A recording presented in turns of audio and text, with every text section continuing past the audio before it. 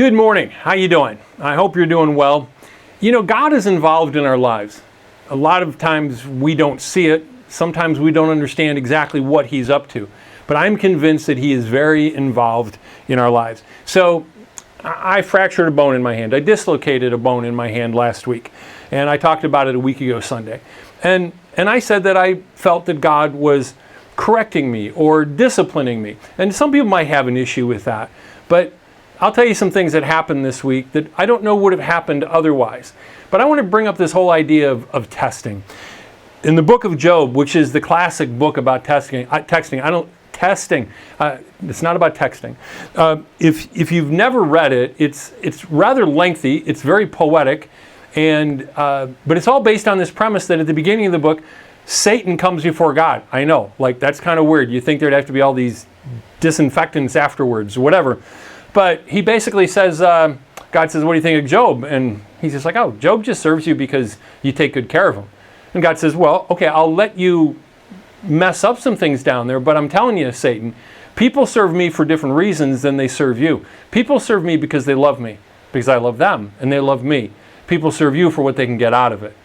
And Satan's like, yeah, well, we'll see what happens with Job. And so calamity strikes, and Job says, naked I came into the world, naked I leave, blessed be the name of the Lord. And all these things, Job didn't sin against God. But what's interesting about the story, something that I got from Yancey's book, probably close to 2 decades ago, the Bible that Jesus read. It's a book about the Old Testament, and it talks about the book of Job, is that there's this kind of wager that's going on between God and Satan, and we know what it is because we're reading the book, but Job never does. You can read through the end of the book, and he doesn't know what it is. Doesn't that resonate with you, that how often are there things that are happening in your life, and I'm sure heaven understands, and maybe some other people get what's going on, but we're not privy to what really is happening. But the big story, the big picture story of the book of Job is that how we respond to things matters to God. You don't control what happens to you. I wish I controlled all my circumstances. I would have wonderful circumstances. I don't. God alone that's His realm. What I do control is how I respond.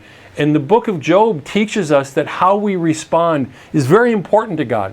So I broke my wrist. I broke a bone in my hand, and I've got a it's easy to say it that way, in a dislocation. I think it's going to be fine. I was blessed with some good doctors, and I think she did a great job.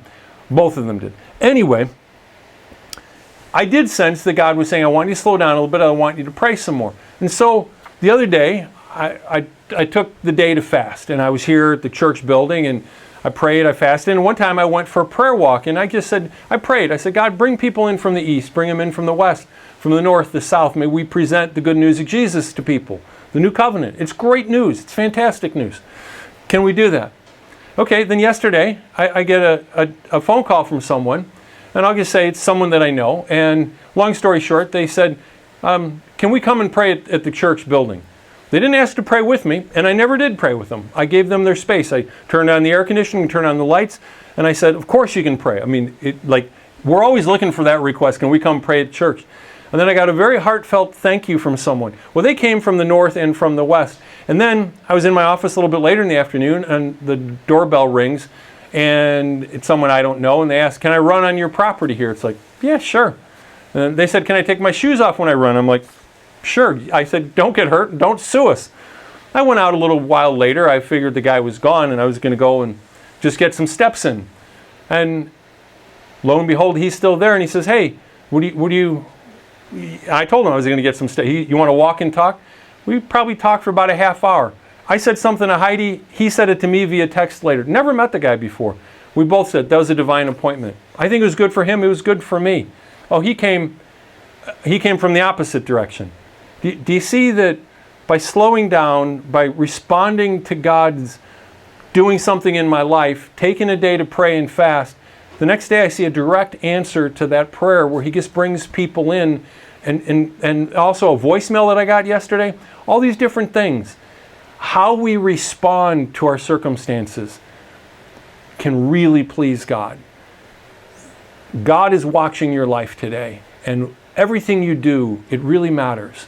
God bless you. Have a wonderful day.